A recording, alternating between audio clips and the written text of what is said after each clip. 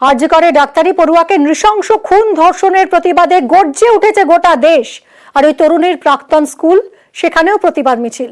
সোদপুরে চন্দ্রচূড় বালিকা বিদ্যালয়ে পড়তেন তিনি।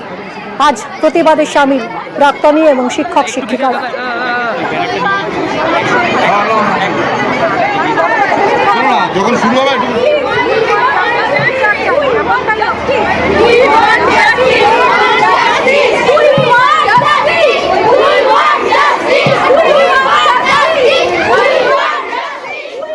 সুবীর, আমাদের প্রতিনিধির সঙ্গে কথা বলবো। সুবীর, আমরা এই তরুণীর যে স্কুলে পড়তেন চন্দ্রচূড় বালিকা বিদ্যালয়ে, সেখানেও দেখতে পাচ্ছি সেখানেও ঝাঁজ বাড়ছে প্রতিবাদের, ঠিক কি আবহ?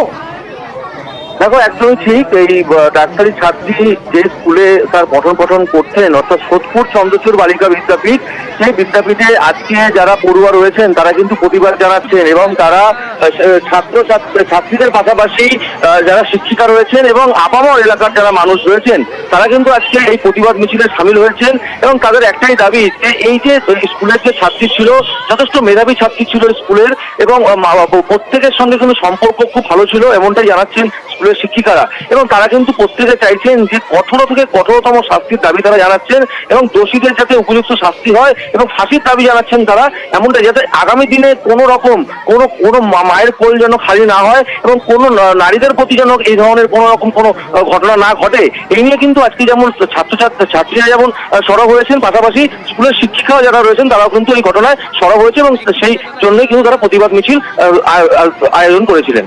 ধন্যবাদ সুবীর।